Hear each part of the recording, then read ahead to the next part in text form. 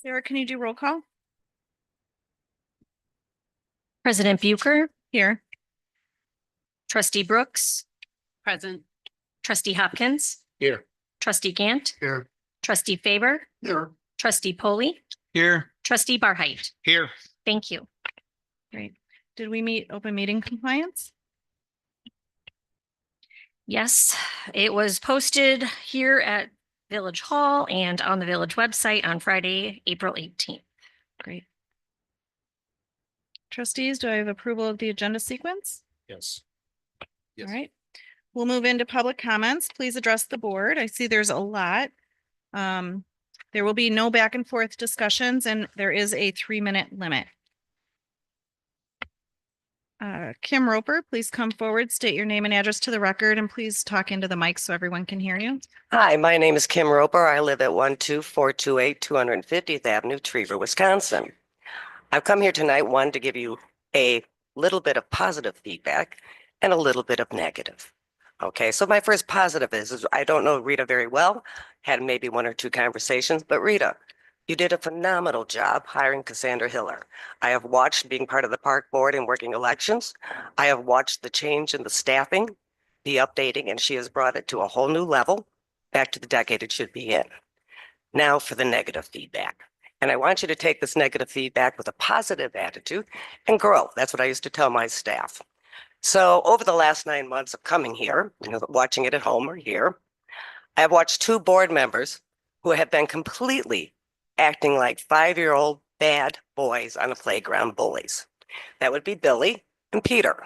The way that they talk and treat our staff when they come up here and talk on this microphone is like 5-year-old playboy bullies. It is time for you 2 boys to grow up and act like adults. Thank you. Thank you.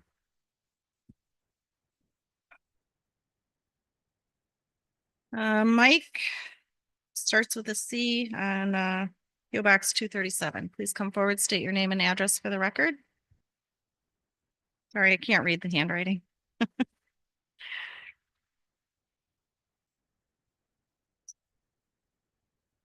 My name is Mike Crakes. My address is 30714 112th Street, Lomont.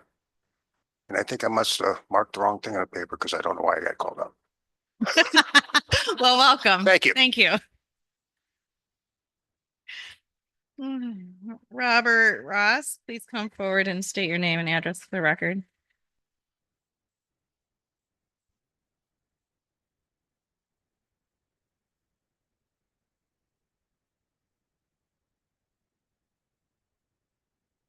My name is Robert Ross, 20423 Isola Avenue, Lake Villa, and I appreciate the opportunity to speak to the board again. I provided a handout for everyone, and this is yet again the violations at 714 284th Avenue. In the handout and the last several pages, there's Google Earth aerial photographs about the property owner illegally parking in this particular picture, a pickup truck, an enclosed trailer, a skid steer, a flatbed trailer, and a dump truck on property he does not own. And he has been repeatedly doing that for well over a decade.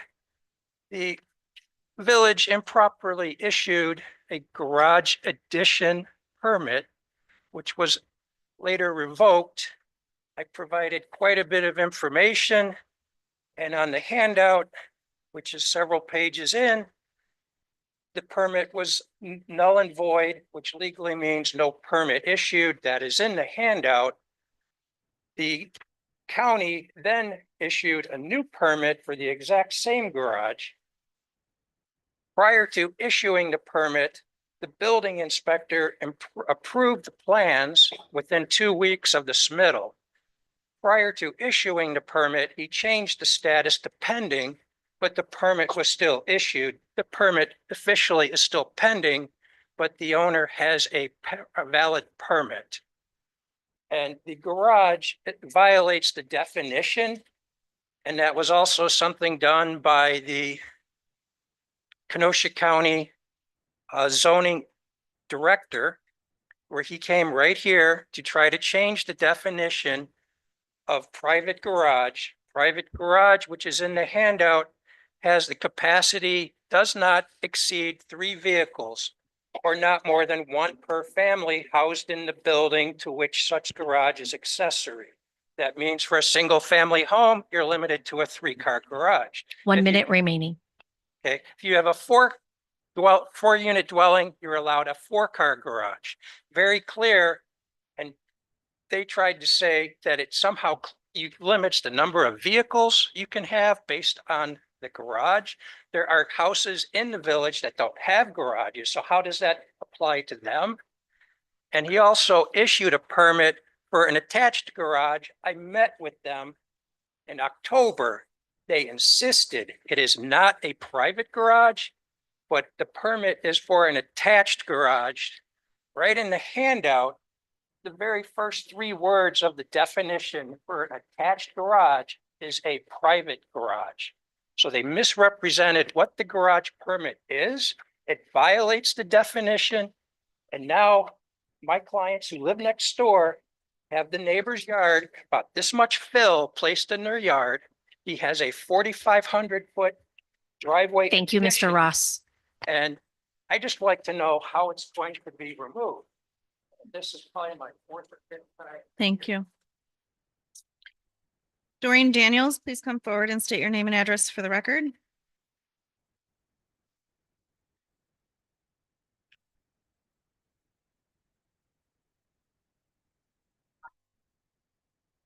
You do not want to speak?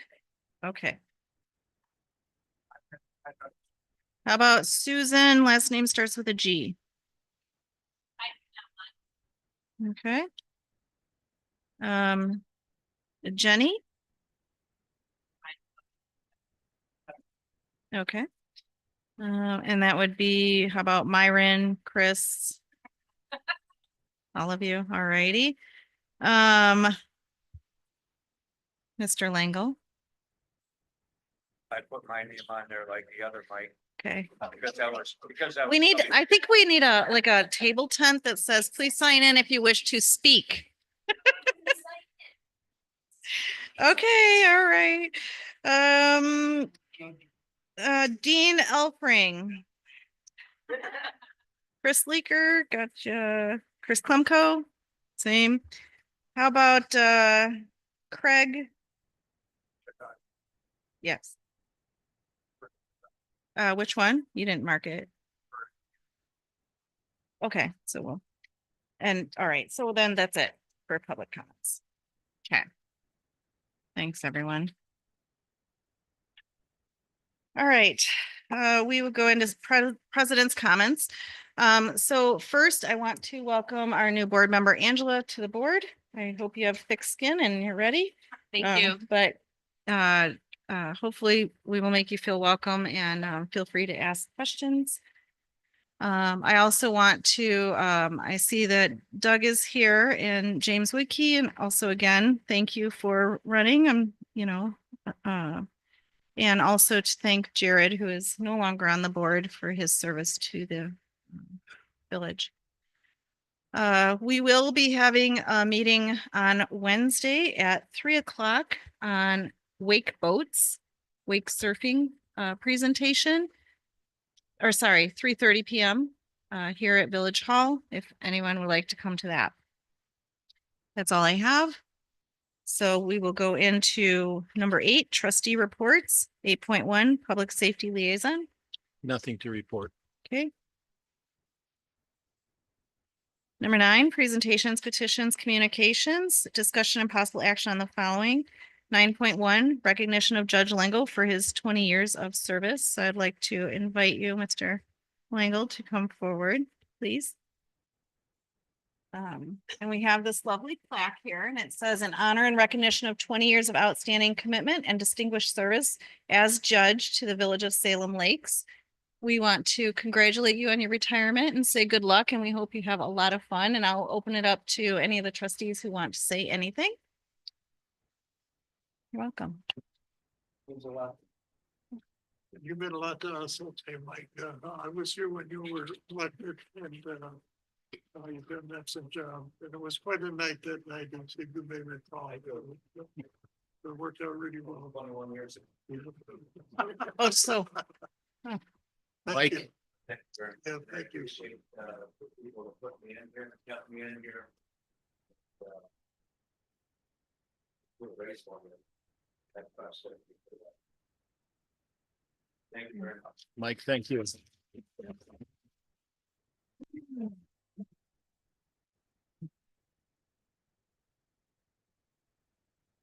Perfect. And I just want to say thank you for taking the time to, help Mr. Dunn out. I hope he's gonna do.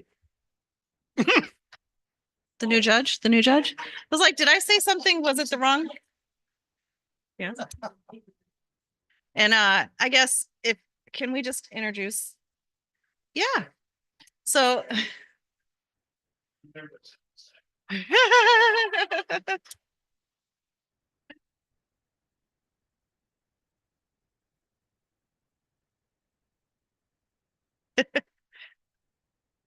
Yeah. All right, great.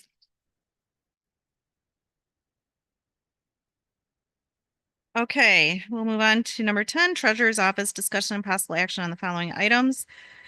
10.1, approval of vouchers in the amount of $12,772,897.85 for February 2025. Motion to approve. Second. All right, Hopkins in favor. I just want Sarah to explain why this is so large. Or sorry, not Sarah. You're the clerk. I can. That's not a big deal. Sorry. Yeah. So February is a lot more with the tax settlements that we receive in January that we pay out in February. Okay. So that Yep. was All the school 11 payouts million of and it, right. yeah. Okay. All right. All in favor? Aye. Anyone opposed? Great. 10.2, approval of vouchers in the amount of $445,385.07 for March 2025. I'll move to approve. Second. I'll second it. All right, we'll give it to Gant. Favor and Gant. Any questions? All in favor? Aye. Aye. Anyone opposed? Great. 10.3, Economic Development Committee Budget Overview of the EDC. So Cassandra, are you doing that one?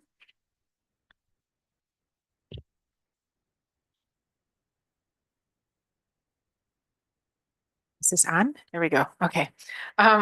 So staff went back and we relooked at the budget and tried to put it into a different view. And so what you have before you is an annual budget overview of all of the different boards and commissions and what their annual budget is. What you saw the first time was full cost accounting. And what the difference is between that and this is full cost accounting tries to look at approximately how many staff hours might be allocated to a different board or committee. And we hadn't done that on the other boards or commissions, and that's why it looked strange. We did that the last time you saw it because it is a new committee, and we wanted to be able to be transparent to the committee as well as the board and the public as to how much time and how much additional workload or cost the committee could potentially cost. It didn't mean it was going to cost that. It meant that it had the potential to, because this is new jobs, new work above and beyond what your staff were already doing. So what you have tonight is I put it in a different frame. So what you have is each planning committee, so planning commission's budget, parks commission budget, board of review budget, fire commission, EDC, and village board. Every single one of them is laid out there for you. Underneath of that is a summary as to what kinds of things you could account for. So if we did full cost accounting of every single board and commission, these are the kinds of things to think about, such as how much staff time might go into something, how much additional consultant time or attorney time might go into something. Training, each board and committee may require some training. How much might that cost? Or conferences, if your boards and commission members decided to go to a conference, what might that look like? These are all hypotheticals, but we do have history in, for example, your planning commission. We do know in the past your planning commissioners like to attend trainings, and they are good, and you should want to go to those. Same with Board of Appeals. Some of them have attended trainings. Sometimes those could range between $100 or $200 per attendee to go to something. And so when you look at all of that, none of your boards and commissions are free. They all cost money. And so instead of accounting and doing full cost accounting for the EDC, now you just see what the wages look like. So the wages, assuming 3 paid committee members, there are 5 committee members, 2 of which are board members, 3 of which are 3 of the 5 committee members are eligible to be paid because the 2 board members are by statute not allowed to be paid because they're already paid within your board salary. So I didn't know if I should look at 1 meeting a month or 2 meetings a month, because sometimes you might want to have extra meetings. So 1 meeting a month for an entire 12 months for 3 members would be $1,980, or 2 meetings a month for 3 members paid would be $3,960 a month. So depending on what the committee decides to do in the future, that would be an estimated range of where they might fall. Again, there would be extra things that could cost money, like attending conferences, trainings, legal training, publications. That's another thing our boards and commissions have to pay for. Certain types of things that we do here as a village require publication in the newspaper. That is not free. We actually have to pay for that. So those could range anywhere between $50 and $100 per publication. Like your budget every year. Your budget gets published in the newspaper. So that just is a big picture overview of perhaps where we came from to where we are today and why there's such a difference. Do you have any questions?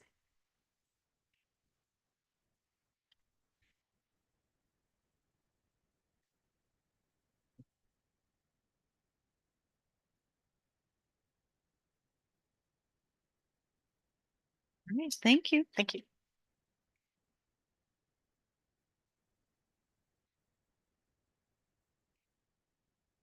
So I will make a motion to approve this budget. Second. All in favor? Aye. Aye. Anyone opposed? Great. 10.4, reappointment of Christopher Dement as village treasurer for the term beginning May 1st, 2025 through April 30th, 2026. I'll second. Favor, Foley? Okay, all in favor? Aye. Aye. Anyone opposed? Great. Number 11, clerk's office, discussion and possible action on the following. 11.1, approval of minutes from April 7th, 2025 village board meeting. I'll make a motion to approve. Second. Anton Barheit. Okay. We'll just do a roll call here. Mr. Faber, Yes. Mr. Coley, Yes. Ms. Brooks. Abstain. Mr. Barheit, Yes. Mr. Gant, Yes. Mr. Hopkins. Yes. And I'm a yes. 6-0-1. All right, 11.2, 2025 committee and commission appointments. We'll just go down the line. All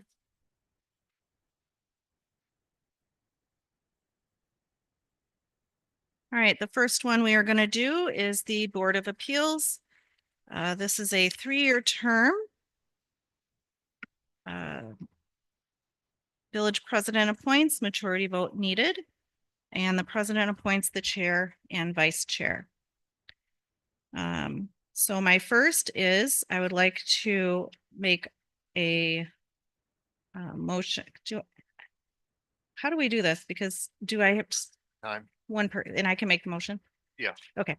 I make a motion to appoint Nathan Oglesby as the chair of the BOA. Second.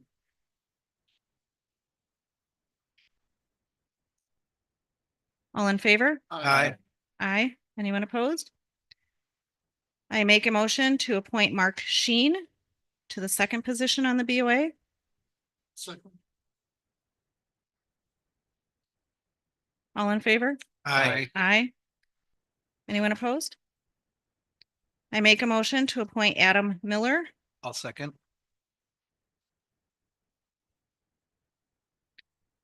All in favor? Aye. Aye. Anyone opposed? For the first alternate for a term 2025 to 2028, I make a motion to appoint Aaron Davis. I'll second. All in favor? Aye. Aye. Anyone opposed? The second alternate I make a motion to appoint Sue Schrage, and this term is only going to be a 2-year term, 2025 to 2027, because upon reading the ordinance, the alternates should be staggered and they were not, so we are making a correction this year. So this one will only be 2 years, and then in 2027, when that appointment is done, it will be a 3-year term. Do I have a second on this one? Second. All right, Hopkins for the second. All in favor? Aye. Aye. Anyone opposed? Thank you. We'll move on to the Board of Review. This board is the village clerk plus 7 members for a 3-year term. Village president appoints, no board vote needed. I want to mention too, on the BOA, Vicky, you're still the vice chair. You were previous. Is that okay with you? Okay. All right, so the Board of Review, they also appoint their own chair and vice chair. So Sarah, you'll have to get with them on that and then just let me know who that is. So the first member for the term 2025 to 2028, I make a motion to appoint Dennis Faber. Point of order, there's no vote needed. Oh, never mind. Dennis Faber, you're on the I'm saying. thanks. All right. And then the second one is Gerald Kuiper. So, all right. We will move on to the Fire Commission. Madam President, can we back up because you forgot to mention Vicky Gallagher in the Board of Appeals? She's not up for reappointment. Okay, all right. She's next year. Yeah. Just the ones in red. So the Fire Commission is 5 members, 5-year term. Village president appoints, majority vote is needed. Commission votes own chair, vice chair, and secretary. So at their first meeting, they will have to take a vote and vote on that. And for this, I make a motion to appoint Chris Dreyer for a term of 2025 to 2030. Second. All in favor? Aye. Aye. Anyone opposed? Okay. Library Board. Traditionally, this has had a trustee. When you all remember when Kelly Sweeting passed away, we were not in the position to put a trustee on that board, so we did appoint a citizen. We are now going back to appointing a trustee on that board, and I make this is a village president appoints, majority vote needed. I make a motion to appoint Bill Barheit to that board for a term 2025 to 2028. Second. Okay.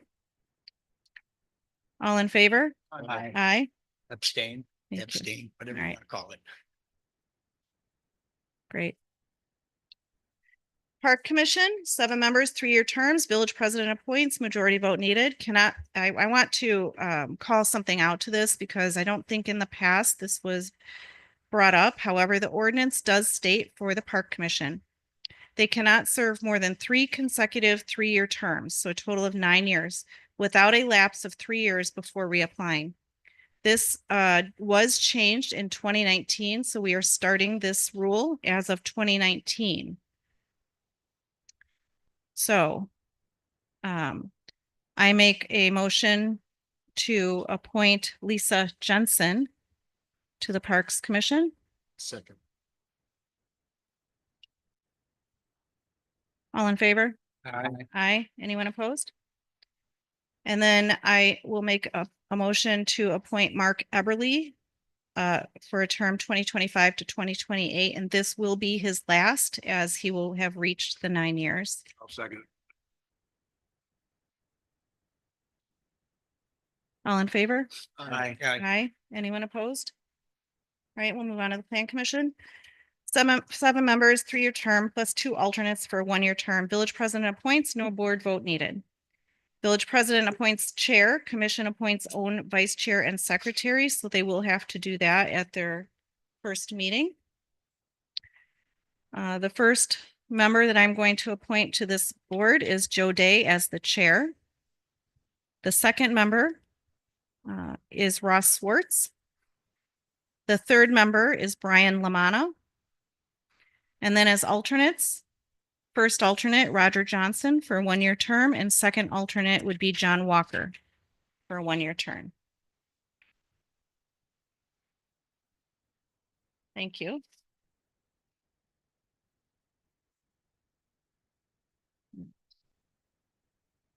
We will move on to 11.3 for informational purposes, discussion of the inspection process under Chapter 305, intoxicating liquor and fermented malt beverages, Article 1, licenses and permits. All right, so we went right out of election season, right into licensing. And I was reviewing our ordinances as to how I would do our licensing here. Every municipality is a little bit different. So I was doing a little bit of the homework as to how we do it here. And in chapter 305, in order to get a license, a Class B combo license, so your bars, your restaurants, anyone that can serve both beer and liquor, so to say, does have to pass inspection of premises.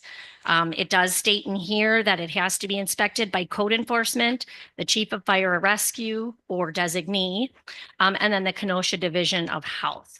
So we did find this a little bit late. So to put our businesses on radar and to deny them their license in 25 for not following this wouldn't really be too acceptable or nice of us. So we're using this year as a year to get everybody on board, get everybody compliant to all three of those inspections. And then in 2026, they would need to be compliant with all three of those inspections in order to get their license next year. So I just wanted to bring it up to the board in case someone says something that they didn't know of. We did find, even in the little bit of preliminary work that I was doing, that we do have a couple places that don't even have fire inspections. So I have brought that to the fire department, and they will be making the proper inspections on those places as well. Great, thank you. All right, 11.4, reappointment of Sarah Spencer as village clerk for the term beginning May 1st, 2025 through April 30th, 2026. I'll second. Who had the second? Bill? Billy? Got down there before I did. That was me. Pete? All right. So Faber and Polley, all in favor? Aye. Aye. Anyone opposed? Great. Number 12, Public Works, discussion and possible action on the following. 12.1, authorization to petition Southeast Wisconsin Regional Planning Commission, otherwise known as Sewer PAC, to add 43 parcels to the Salem Lake Sewer Service area. The proposed additional lots total 635.7 acres and are in sections 21, 22, 23, 26, and 27 of Township 1 North, Range 20 East. These parcels are in various locations on the west side of State Highway 83, east of Camp Lake, south of County Highway AH, and north of County Highway JF. Hi, Brad. Thank you, Madam President. Attached for your review and consideration is a draft letter to Southeast Wisconsin Regional Planning Commission, otherwise known as Sewer PAC, requesting an amendment to the village's sewer service area as recommended by Sewer PAC and the Wisconsin DNR. I'm seeking authorization from the village board to send a letter to Sewer PAC. The letter and attached map seeks approval from Sewer PAC and the Wisconsin DNR to add 43 parcels to the Salem Lake Sewer Service area. The proposed additional lots total 635.7 acres and are in sections 21, 22, 23, 26, and 27 of Salem Lakes. These parcels are in various locations on the west side of State Trunk 83, east of Camp Lake, south of County Truck AH, and north of County Trunk Highway JF. The owner of tax parcels 70-4-120263-0311 and 0312 has requested to be added to the sewer service area. When assessing the area further, staff determined a more extensive amendment would be logical and beneficial to the property owners if they should desire to develop their properties in the future. Basically, adding them allows the village to extend sewer, but it does not require it. If it is not in the sewer service area, we cannot extend sewer into it. This is about a 6-month process. Sewer PAC only meets quarterly. And once I submit this letter, they will request multiple information from us. We'll go back and forth with that information. Then they'll put it on their quarterly meeting. If approved, then it goes to the DNR for approval. So at a minimum, it's a 6-month process. And it's kind of a, the long drawn out that if somebody wishes to develop their property, or if a developer is looking at a parcel, they'll just overlook these type of parcels a lot of times just because there's so many unknowns here. This just takes one of the unknowns off the table. My recommendation is for approval of authorizing me to send a letter. Any questions? It's the largest parcel. Do you know how many acres? I do not offhand. There is a 72.27. So there is not one massive parcel. No, like I said, the largest is 72.27. Looks like the smallest, we get down to 3-acre parcels. These are basically voids in the current sewer service area that have just not been filled in Number of different owners. with multiple different owners, correct? And it's not requiring a sewer extension. It would require, well, the village could extend sewer into it, but typically the property owner comes to the village first and requests it.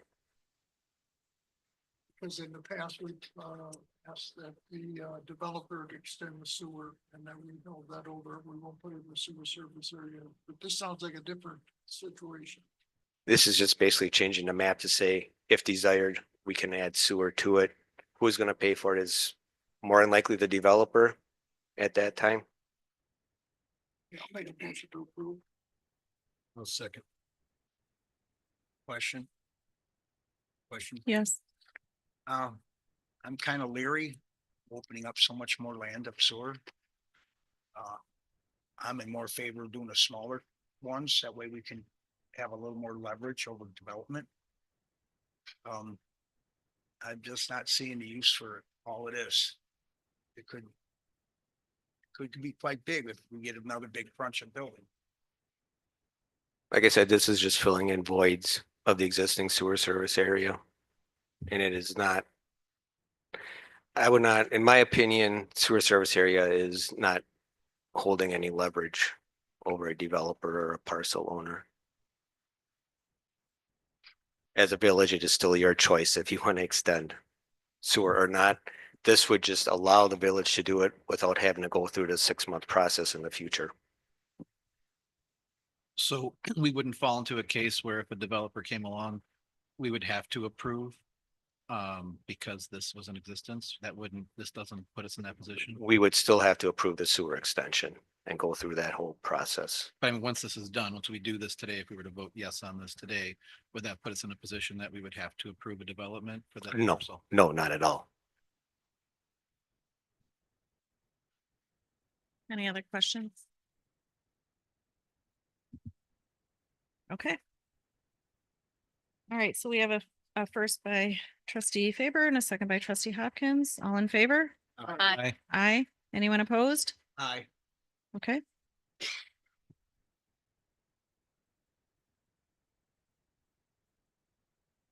Move on to number 13, planning and zoning, discussion and possible action on the following. 13.1, authorization to send out requests for proposals to evaluate and make recommendations for updating or modernizing the Village of Salem Lake zoning, chapter 490, and land division, chapter 335, code of ordinances.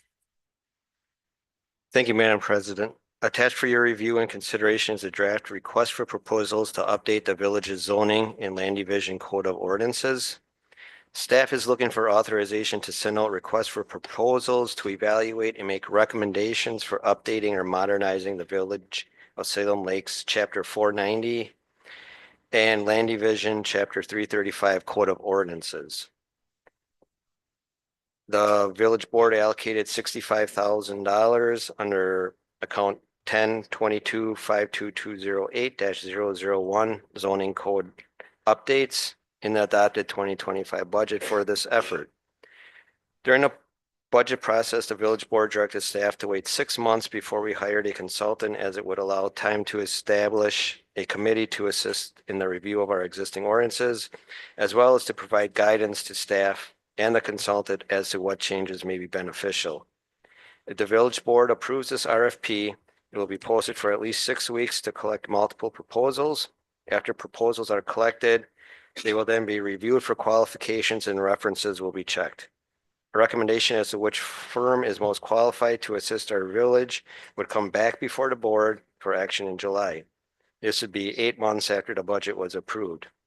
This is not authorizing expenditure of any funds. It is just authorizing us to release the request for proposals to get requests back in for review. Okay, I'll open it up to the trustees. So start discussion. Yes. Okay, so a couple thoughts on this. In the language of this, nowhere is the EDC mentioned.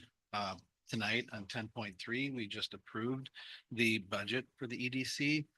And the EDC in its last meeting, we just discussed that we were going to be taking up these very items in short order. Also, at that budget meeting in October, the budget workshops, it was a discussion and not a formal meeting of the board for direction. So I guess the proposing it as such as it was a direction by the board, it wasn't direction by the board, it was a budgeted line item that came out of the budget workshops. So those are just some concerns. Additionally, inside of the language of the RFP, it states that the hired contractor, for lack of a better term, would meet with village staff, and instead, given the EDC that we've created, if we were to go forward with this, I would think that meeting with the EDC, which has been doing work to try and figure out what it is that the public would like to see happen, would be more appropriate. Like I said, nowhere in this document does the EDC even appear. So, and I believe this is also potentially premature. So I don't think we should be approving an RFP this evening for this. The money was discussed in the budget hearing. It was left in the budget when you, as well as the rest of us, approved that budget. So in a sense, that money was budgeted and approved.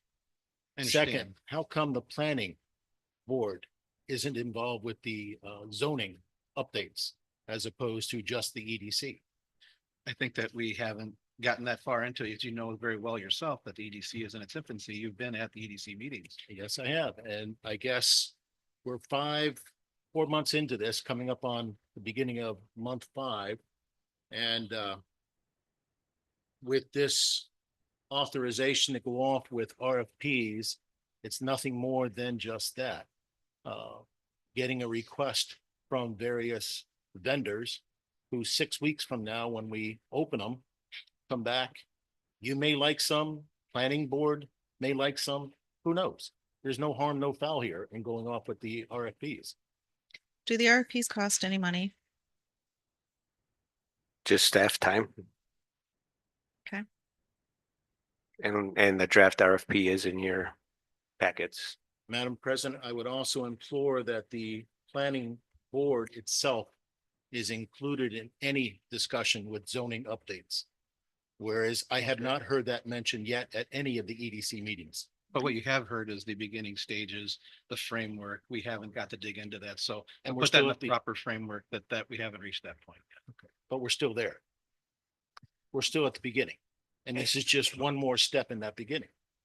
Potentially. Yeah. Thank you. So just to give a little bit more overview, when you do zoning updates, they can take anywhere between 12 to 24 months to go through. By having a consultant on board, if you guys like anybody that we bring in, right? So we'll solicit proposals. We'll see what we get for qualified applicants that can help us with the zoning updates. If we find somebody we like, if the EDC wants to have somebody review with us as well as the planning commission, because it should be one of each, should sit down and review these proposals with us to find out, do you like any of the proposals we've even received?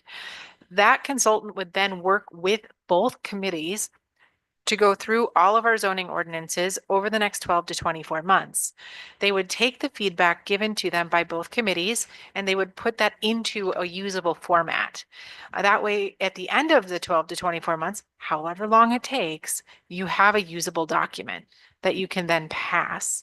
Brad and I put together just a short list of examples of areas where this would be very helpful. So you are aware that we have a lot of conditional use permits. by doing an update to your zoning ordinance, we could make it so you don't need as many conditional use permits. They are time consuming and they often yield no better end result than if it was just done administratively through having better and more clear ordinances that allow more uses. Revised planned unit development overlay language so that planned unit developments can create flexibility for developments where needed. You can create and adopt a village center overlay district that can be applied to the downtown areas in Salem, Trevor, Camp Lake, and Silver Lake that can accommodate redevelopment of those areas in a manner that does not require multiple zoning variances. Right now, lots of things need variances because our zoning doesn't allow you to do a lot of things that maybe you would want to in a downtown. So updating that part of the code could allow for, by right, 0 lot lines, and make it a lot easier to run businesses in these historic areas where you're space limited. We also have a lot of areas in conflict within our ordinances. One of them is the setback rules for decks. In one part of our ordinance, the deck setback rules for pools states that, I'll just read it. Revises deck setback rules stated in the pools section so that there is no conflict with stated regular deck setbacks when a pool is not present. So if you build a deck without a pool, then the deck has to be 5 feet from the side property line and 15 feet from a rear property line. If you build a deck associated with a pool, then the deck has to be 10 feet from a side property line and 10 feet from a rear property line. So they're in conflict. Like, it's a deck. It's a deck. It's a deck, no matter where you put it, right? But you have different setbacks on if it's with a pool or just with a house or just separate. You could eliminate the impervious surface requirements from the shoreline zoning because it's addressed in our stormwater ordinance already. This is something I know I've talked with Trustee Gant about, as well as I believe Hopkins. So the requirements in shoreline zoning are somewhat impractical because they're already in your stormwater ordinance. So you could work on getting that out where it doesn't need to be. You could get all the land in the SSA that needs to be in the SSA, so it's not a hurdle when development comes. We just did part of that this evening. You could look at temporary uses. They should probably be reviewed by the Planning Commission and the Village Board, not necessarily the Board of Appeals, which is where it currently is. Temporary uses belong with the Planning Commission and the Board, Village Board, in our opinion. We could be wrong. Maybe a zoning consultant would have a different opinion, and that would be good feedback to get. Accessory structures and sheds are currently located in 2 spots. They're under property maintenance and zoning codes. Sometimes they're in conflict. You could make your C1 lowland conservancy district an overlay district. Shipping containers are in 3 separate places in our ordinances, and carports are also discussed, but without any resolution. Greenhouses, how do you want us to address those? Right now, they're just kind of silent. We don't really know. There are trees are located under trees and parkways and also under property maintenance. In one part of our code, it says all buildings, plural, all buildings need a permit. And then in another, it states anything under 150 square feet does not need a permit. These are just the short list we could put together today. There are problems like this throughout your zoning code. So by doing a zoning update, as we're recommending, you could simplify all of it, make it user-friendly, easy to read, easy to navigate, and get rid of conflicts. And then also accomplish many of the things, Mr. Polly, you've been talking about. So that is why we as staff do not have the time or the capacity to do the updates on our own. This is going to be a large undertaking. As I've mentioned, it's an 18 to 24 month process. Well, 12 to 24 months. More realistically, 18 to 24 months if you involve both committees to be able to do it thoroughly and properly. So Would it not behoove the village more if we got started on this between the planning zone, the EDC, and any citizens we want to get on this, get it started before we have to get the expert in and pay him by the hour? Could we not just get some of this stuff straightened out? And That then- was the original concept. That's what it along with was. Saving the village funds and additionally, it might be best to not move completely forward this tonight because we've just added 2 things. One, the language of the EDC and the planning commission to be part of the packet. And what does that look like when it comes to meeting? So I think as like a demonstration piece tonight to talk about the benefits of having this on board and some of the things, which all those are the exact same things that the EDC has talked about, is going to be working through very shortly. I think that the RFP needs to be adjusted before we would approve anything to include the planning as well as EDC, because right now, neither one are mentioned in the language of this packet. We could easily make that modification with the board's direction this evening to the RFP that is in front of you. We could, and then also there isn't a rush that this couldn't be looked into a little bit further. This came up with the packet information just before the weekend. And it was a development that came about as based off of a conversation that this was even in the works. So by moving it to next month or the next meeting would give us time to say, is there anything else that we'd like to see happen in here for changes? So that's just my thought on it. I don't think that there's a giant rush that this needs to happen tonight. Earlier today, I had a talk with both Cassandra and Brad and asked for examples of what this really would do. And I thank you very much. You've got 16 of them here in just a short period of time.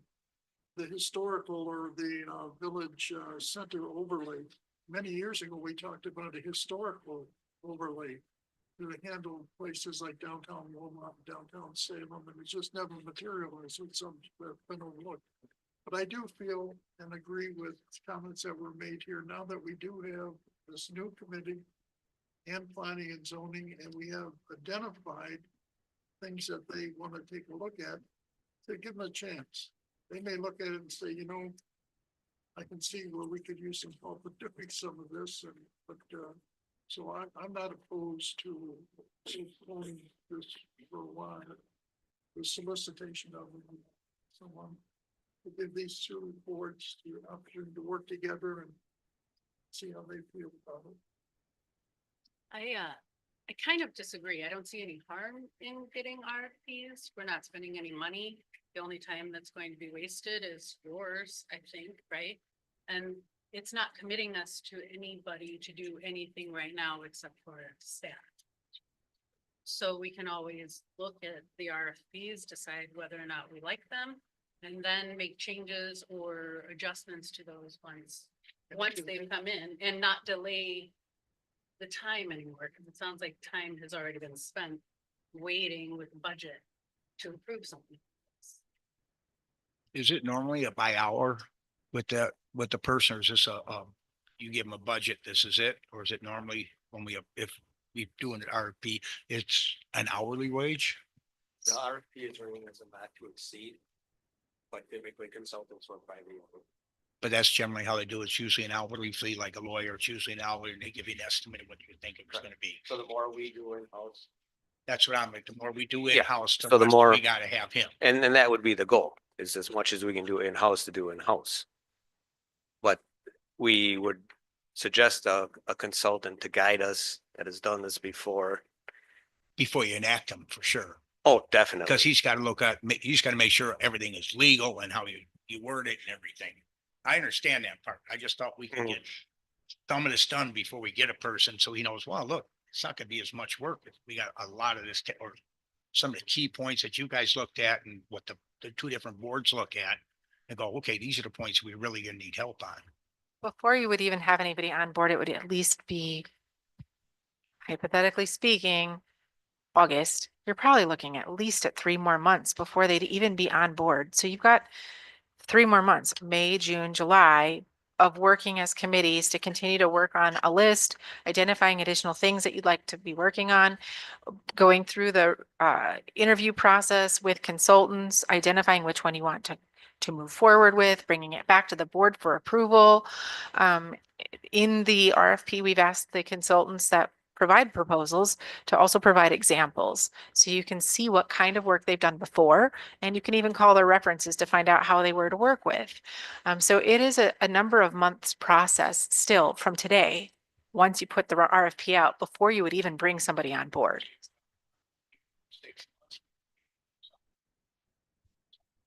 No, I'm thinking you'd probably have somebody in August.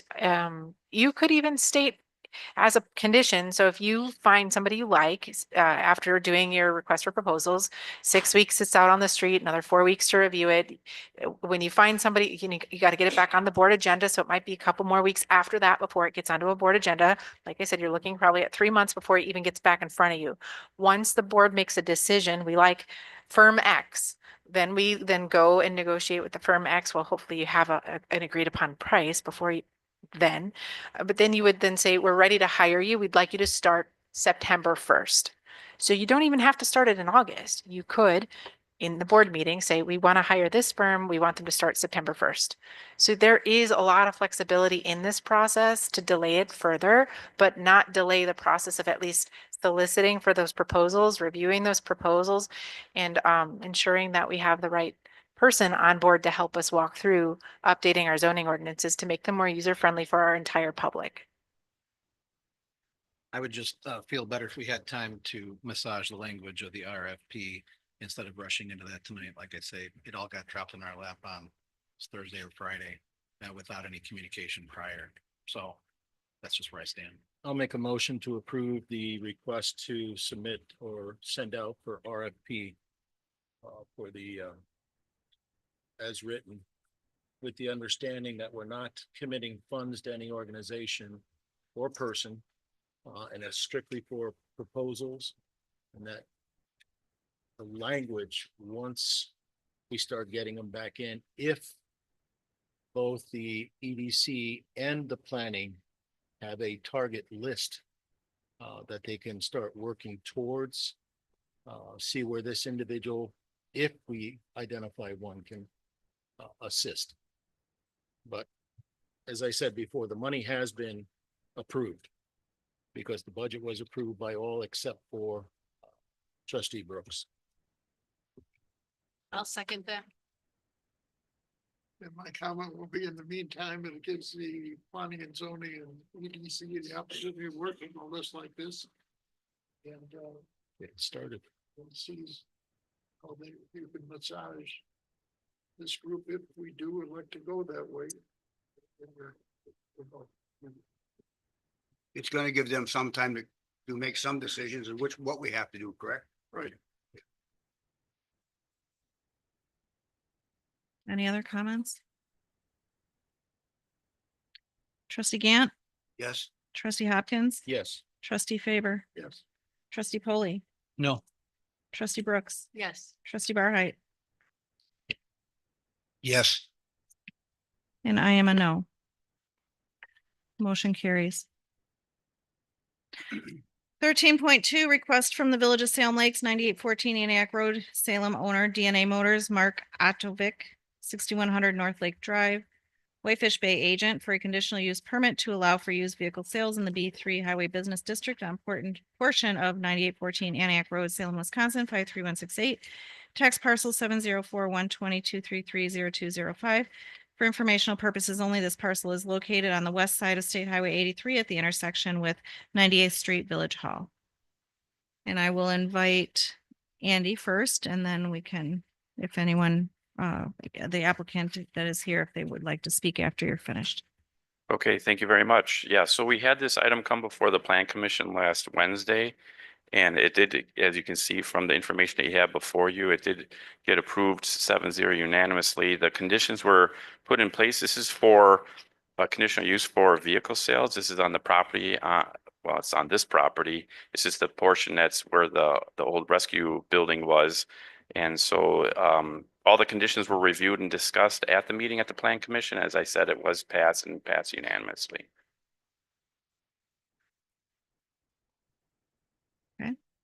Any questions? Would the applicant like to add anything?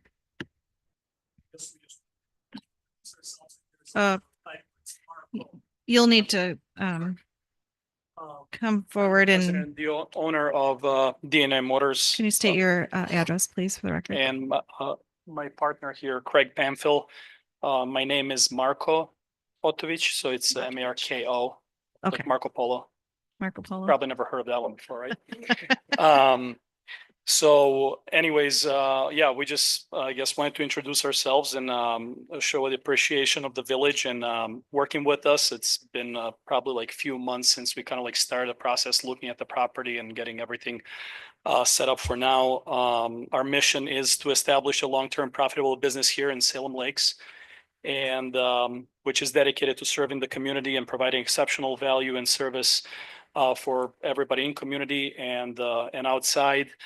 And just wanted to kind of like mention our goal is to what kind of like, I guess, separates us from many others in the industry is we are really focusing on exceptional sales experience.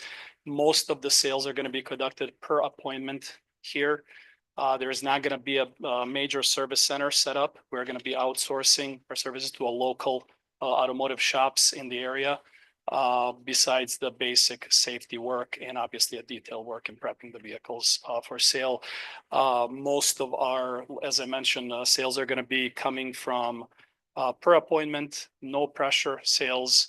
And our focus is on financing what we call the subprime customers, mainly people that are in need to either rebuild a credit score or currently can't obtain a vehicle due to the lower credit score. And that's kind of like what our main focus is. A lot of sales are done over the internet, like I said, appointment based. There's not going to be too many kind of like vehicles exposed out there. There's going to be, we discussed with the village already, there's going to be up to 30 vehicles on the lot at any given point. Very clean, very differently set up. And as the customers come through, we are looking to have them kind of like sit down in a homey atmosphere, if you would, the way we're going to set up the offices. And like I said, most of the stuff is going to be done per appointment versus just kind of like relying on our road traffic. Are you in business currently somewhere? Yes, I do. I also own, well, it's a different business. We don't own the dealership currently set You up. do not. What's that? Okay, you do not. No, not the dealership level. I do have the. So this is a new business. venture? This is yeah. We owned it in the past. Craig has over a decade experience. He owned the dealership before. I owned two dealerships in the past, which some life changes, some things with kids and stuff. I didn't have time, so made some changes and went into more of a finance role and now getting back into it. But as far as our experience, sorry, maybe I didn't address that right off the bat. We do have about between two of us over 50 years in automotive experience at the dealership level. Any questions from the board? I am curious. I don't know if this is relevant right now. Are you, sounds boutique-y, it sounds nice. Are you gonna change the look of the building and dress it up? Yeah, we're gonna paint it and. Yes. Yes, Okay. Yes, put a window in, that You're was gonna all make it look- discussed with the You want it to town. be inviting. Yes. yes, absolutely. Thank you.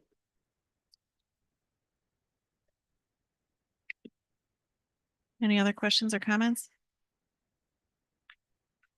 So I guess a little more detailed answer to that. There's going to be a big window installed at the front of the facility. It's the facility just south of here. I don't know. I'm turned around a little bit. It's that way, right? So as you're looking at it from the main road from the 83, that little kind of like window with that's where it's going to be both main door is going to be replaced with a glass door. And the little window is kind of like when you actually even go inside and look inside, it's kind of like a little, you know, there's not much regular lighting. It's not really inviting. So we're going to change that. We're going to probably open it up to quadruple the size of that main window and a main door on that side. The rest, and then we're going to dress up the facility as far as the repainting. We'll probably have some questions in terms of what's, I guess, like what's allowed as far as the signage and that. We're just initially going to have just one main sign where the old sign was, whoever was there before, there's just right above the main door. But then the rest of the stuff we'll figure it out. Thank you. Just to be clear, in your conditional, in the permit application and the information, anything you're saying about signs that doesn't match with what staff has created, you're talking about the sign. So there's going to be there's some guidelines that are already in place here. So Correct. we refer to that you're talking about signage, we need to refer to that document. Correct. And the Yes. agreement. So. Yes. Okay. Yeah, we already got that established. That's why I mentioned as far as the rest of the stuff is, and we didn't really know if there is anything when it comes to repainting the facility itself, but we were gonna do that to, obviously make it a little more up to date and a little more inviting. Brad, the paintings you're talking about, is that something that would be discussed later or? As far as signage goes, they will have to meet all applicable zoning codes for the sign. Currently, they, I believe, are just gonna go with the building on the sign itself. Right. So that's all they're asking for at this time. He was asking about painting though. Painting the facility, just the outside regular. painting. That I believe will be addressed in the lease and with village staff. Okay. Any other questions? All right, I'll make a motion to approve the conditional use permit to DNA Motors for tax parcel 70-4-120-233-0205. I'll second. okay, Hopkins and Polly. All in favor? Aye. Aye. Anyone opposed? Great, thank you. Congratulations. Thank you very much. Thank you very much. 13.3, request from the Kenosha County Fair Association, Inc., 30820 111th Street, Wilmot, Wisconsin, 53192-0096, owner Jennifer Hesse. I hope I said that right. 30820 111th Street, Wilmot, Wisconsin, 53192, agent, to amend a previously approved conditional use permit to allow a festival, Das Fest, on July 18th, 19th, and 20th, 2025. In the PR1 Park Recreational District on tax parcel 704-120-303-1261. For informational purposes only, this parcel is the Kenosha County Fairgrounds. So moved. Second. Andy, oh, sorry, go ahead. Pulley and Faber. All right, go ahead, Andy. Okay, thank you. Yeah, so just for some additional information on this is that, last week there was at the Plan Commission, this did go before the Plan Commission and there was a lot of discussion by a lot of different people from the fair, from staff, from some citizens, from the fair board. But and a couple of things did come up that you need to be aware of. So this is an amendment to an existing conditional use permit for the fair. And it is adding the Das Fest, but then through the meeting, it did come up in regards to adding the ability for the construction of another building. There is a condition that states for any new buildings that it needs to have their conditional use permit amended. And so there is a building that they're looking at wanting to construct. And so that was included in the conditional use permit. One other area that was discussed and added in the discussion was in regards to the overnight camping. So camping is permitted during the racing and fairgrounds for those that are working or with those activities. And the request was for patrons to be able to use the campsites. And so at the meeting, this was one of the conditions that was worked on, and proper language was put in place in the conditional use that you have before you to address this. And so there's a condition that takes care of that. There are some things that still need to be worked out with the camping, and we're still working through that. And again, the language in the conditional use permit reflects that. I mean, we had the attorneys for the fairground and for the village to work out that language, so it met what everyone was looking to desire. And so in the end, the conditional use permit by the Plan Commission was approved 7-0. And I'm not sure if you have others that you'd want to hear tonight, but and some of you may have even been there and the discussions, but in the end, everyone was happy with what went forward from our understanding, and it did get approved 7-0. Okay. Any questions or comments? Would the fair like to add anything since you all signed up? Mike McTurnan, 6633 Green Bay Road, Kenosha, Wisconsin, 52142. I'm here, so is Chris Klemko and Jenny Hesse. If you have any specific questions about the materials that were presented in your packet, I won't belabor what we went over at Plan Commission, but if there's something specifically in that material you want us to address, we're here to answer those for you. Thank you. Trustees? All right, so we have a first and a second. Bill Barheit, Yes. Angela, Yes. Pete, Yes. Dennis, Yes. Bill, Yes. Ron? Yep. And I'm a yes, motion carries 7-0. Congratulations. The only comment I have is if somebody could explain exactly what this special. Best. is The going to be. fest? Yeah, the- Oh, the sure. fest. Do you wanna? Come on up. Just state your name and address for the record, if you would. My name is Nancy Douglas. I live at 416 South Cogswell in Silver Lake, and I am on the DOS Fest team. I am the professional little leg race MC, which is the dog races for corgis and dachshunds. We do that every year at DOS Fest. The festival, I've been involved in the festival since the inception of it, and it is a family-oriented, very mature festival, rooted with deep roots with German folks that like Tammy Dunn, who's in charge of it, that grew up around German Fest, and her parents managed, and she basically grew up at German Fest. She started this, and the important thing to note is that this is a fundraiser. This is a 501, DOS Fest is a 501c3, and the profits from all of the events and the entire event will go toward putting food in food pantries in the Walworth, Kenosha, and Racine County areas. So does anybody have any questions about it, though? No? Don't, but thank you. No problem, no problem. And we truly invite you to come. It's a great festival, and you're going to be very, very happy to have it here in the community. This is going to be our permanent home. So thank you very much. Welcome. Okay, we will go on to number 14, Administrator, discussion and possible action on the following. 14.1, discussion of questions and concerns raised by the public about Silver Lake boat launch parking.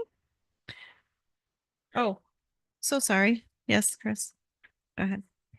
Chris Klemko, 21335 60th Street, Bristol, Wisconsin, 53104.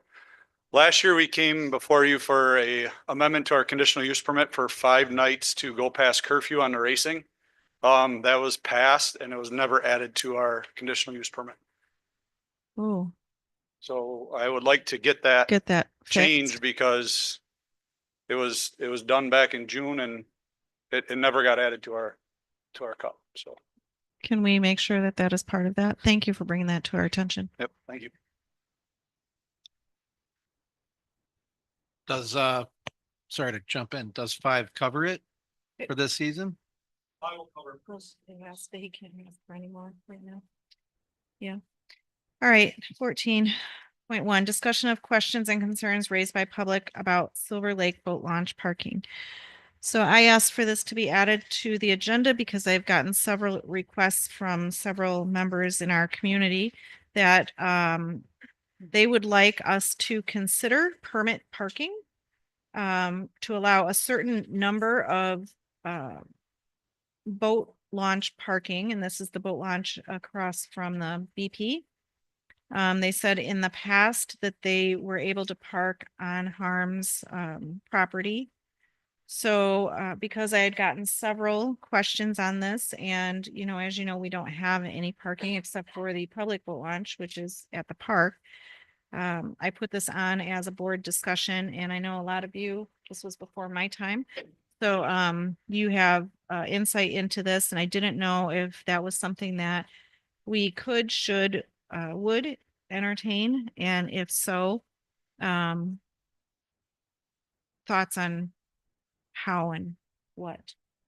I know the parking that used to take place at Harms, he withdrew that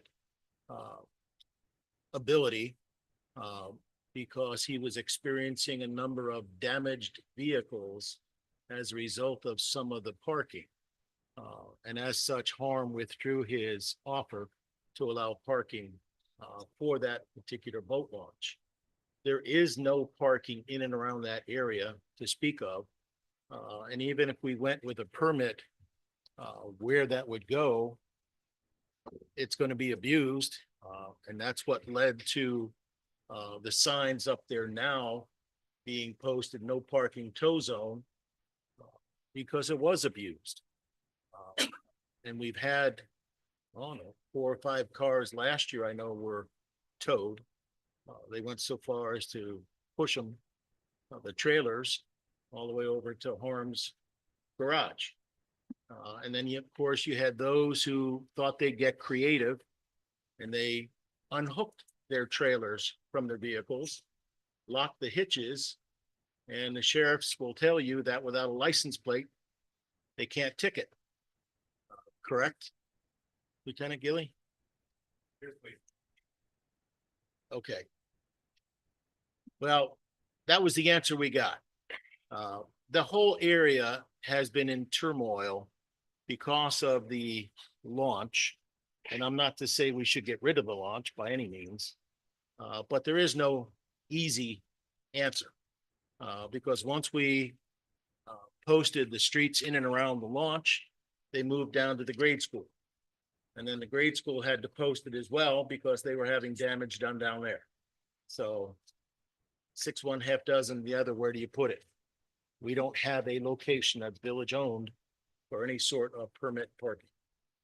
And I also know back in the day that the boat launch that the DNR has on the north side of the lake, okay, the amount of spaces they have there is adequate. They're saying it's adequate for the amount of boats that are supposed to be on, or the amount of for the lake as far as boats, okay? And Manor Drive was a disaster. You know, so we have a $15 ticket that they were issued. They'll be right back the next day and pay the $15. So. Yeah, that was their parking fee. And the fire and rescue department also had concerns about being able to get through there because it was so congested with this parking at one time. And I agree, I'm not in favor of changing it. I'd like to leave it the way that it is. So I just want to add that I think that there's potential for some discrepancy in parts of this. And the reason why I say that is a lot of people are not familiar with the difference between parking, stopping, or leaving standing, parking, stopping, standing. I'm sure Officer Gaz could help explain, but ultimately parking is, in my understanding, correct me if I'm wrong, is you've left your vehicle, it's not running. Stopping and standing, the difference between the two is one, your vehicle's in parked and you're in the seat, and the other one, your vehicle is in drive and your foot is on the brake. So when we have that language in here that it's illegal to park, stop, or stand, and that you could be towed away, are we going to tow away people in their car? So I guess if the problem is people leaving their vehicles, changing that language to be parking only, the stopping and standing, I could see potentially people are trying to grab something out of the boat, pick up somebody that they were boating with. So I guess I don't want to sit here and believe that all people who are launching boats are mischievous and doing damage and we must penalize them to the fullest extent of the law. Is there some kind of middle common ground that we can say, if you've left your vehicle and trailer, that's what we're talking about, not if you're sitting in your vehicle? Is that been a problem? Does anybody know if somebody's sitting in a vehicle? I'm just saying it's in our language here that we're about to approve. Do we want that in No, there? we're not approving anything. We're just having a discussion on it. So we're not, it's not a ordinance revision. Certain tickets for that, I believe. Have their tickets been? My 21 year, I've never seen one come before.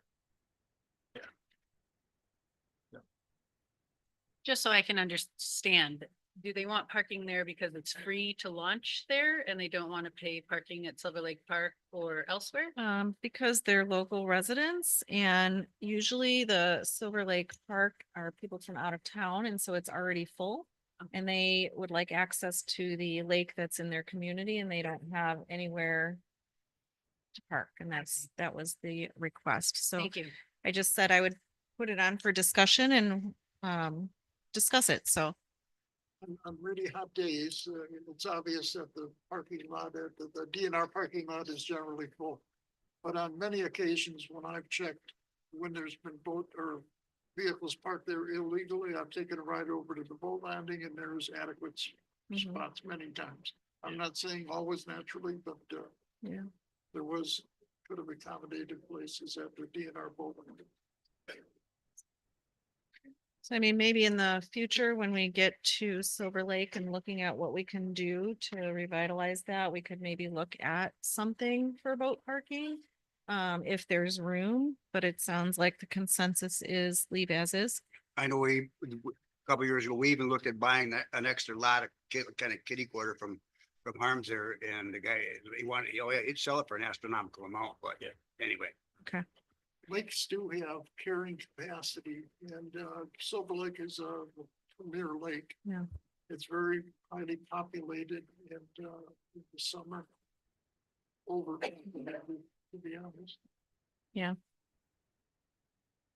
Okay, we will move on. 14.2, an agreement for firefighting, fire inspection and rescue services to be provided by the Village of Salem Lakes, Wisconsin to the town of Brighton, Wisconsin for 2025 for $68,716.38. Motion to approve. Second. Okay, so Faber and Hopkins. And I'll let, is there anything to discuss on this one?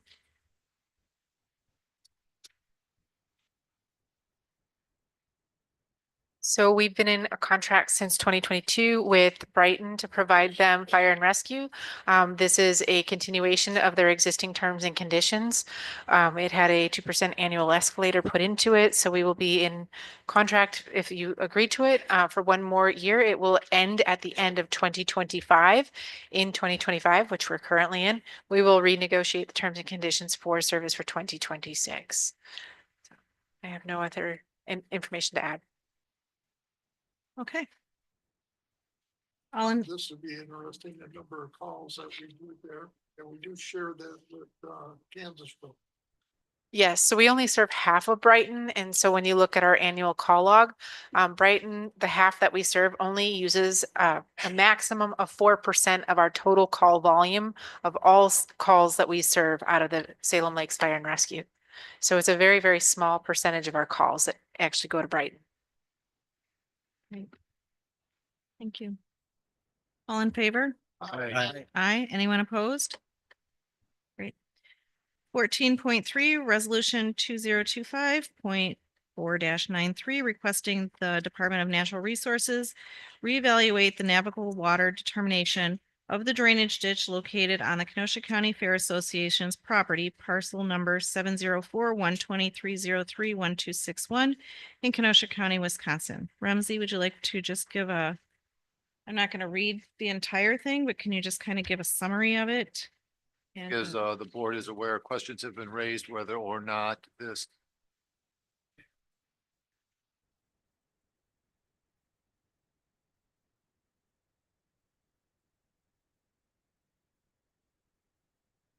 comply with setbacks. In other words, setbacks are totally secondary. And so to address questions as to whether it is or is not navigable, that is a DNR decision to make.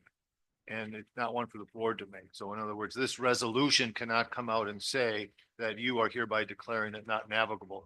All you are simply doing through this resolution is you're bringing to the attention of the DNR that questions have been raised about the navigability of this channel or creek, based on some of the information that has been heard. And you're asking the DNR to investigate and make an official determination of navigability. That's not going to happen overnight. But it's one of the ways that you can ask them. Now, I don't know whether or not they'll even respond to that. You know, technically it's up to the landowner to petition and apply and go through administrative processes. But this certainly can signal the voice of the village board that you agree that there seems to be questions and you would like the DNR to look at this. I'll make a motion to approve the resolution. Second.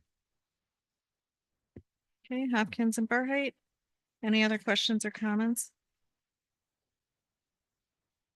All in favor? Aye. Aye. Anyone opposed? Motion carries.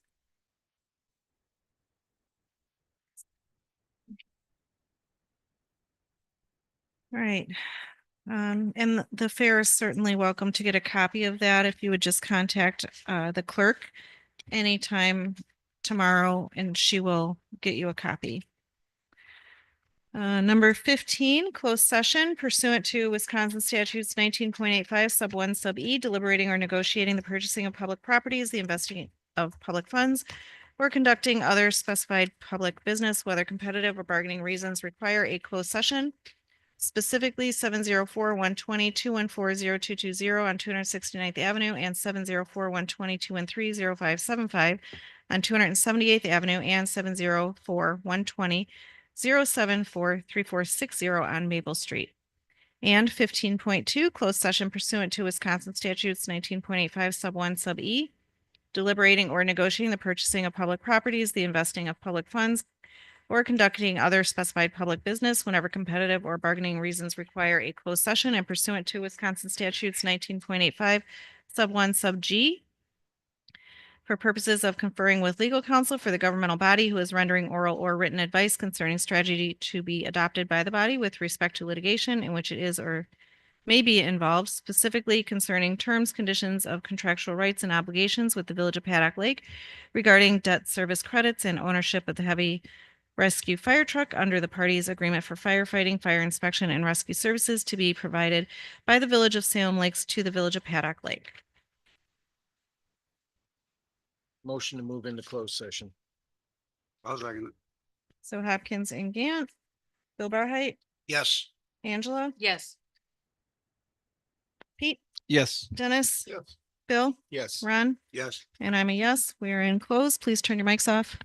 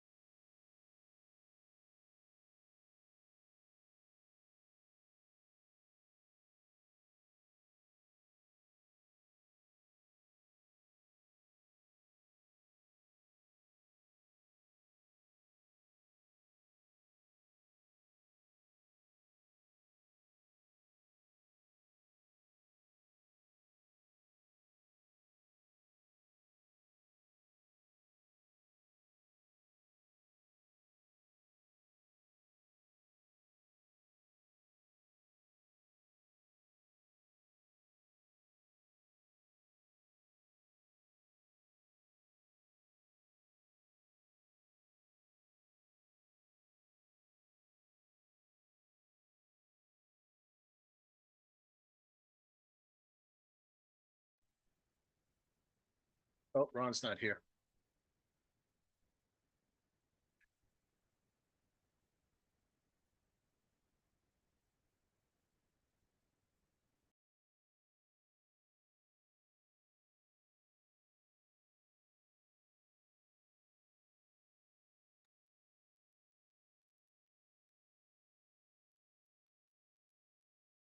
Okay.